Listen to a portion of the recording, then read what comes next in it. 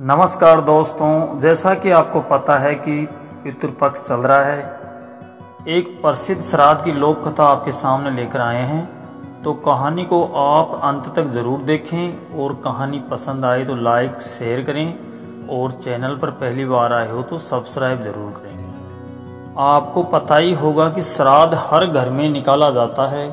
वह अपने पितरों को खुश करने के लिए निकाला जाता है। वह चाहे गरीब हो चाहे अमीर हो, वह अपने अपने हिसाब से निकालते हैं। तो आपके सामने एक पुरानी लोक कथा जो बहुत प्रसिद्ध है।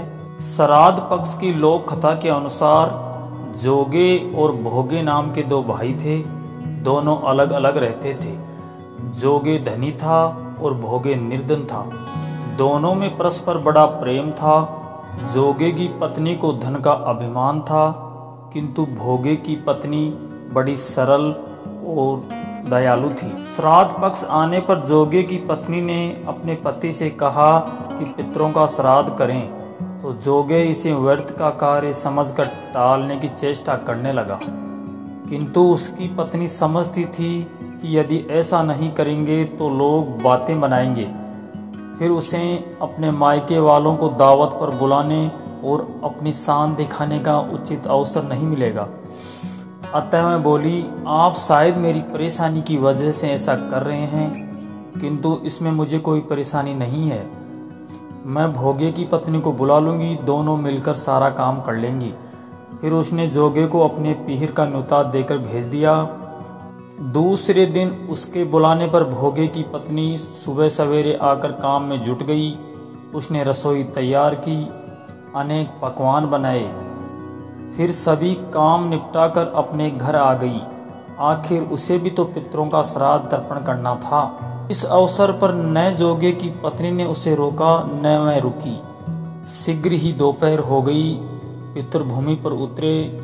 जोगे भोगे के पितर पहले जोगे के यहाँ गए तो क्या देखते हैं, उसके ससुराल वाले वहाँ भोजन पर जुटे हुए हैं। सभी जगह सामान बिखरा पड़ा है।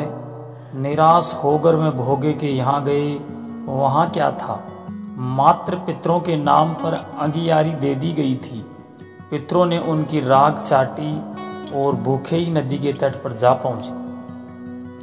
थोड़ी देर में सारे पितर इकट्ठे हो गए और अपने अपने यहाँ के श्राद्धों की बड़ाई करने लगे।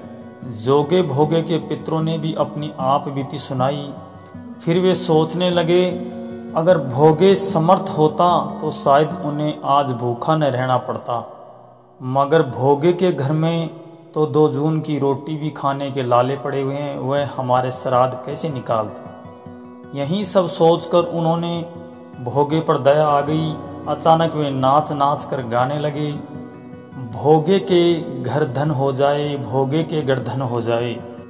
शाम होने को हुई। भोगे के बच्चों को कुछ भी खाने को नहीं मिला।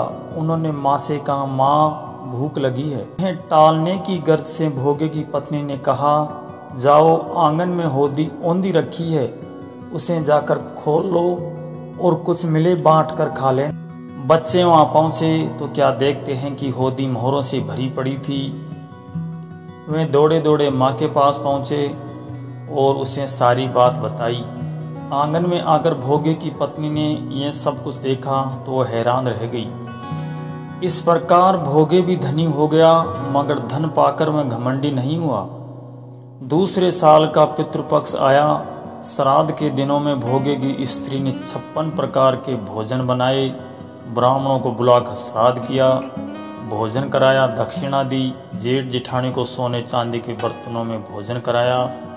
इससे पितृ बड़े प्रसन्न तथा तृप्त हुए और सारे चित्र भौगोलिक के 56 प्रकार के व्यंजन खाकर स्वर्गलोक में चले गए।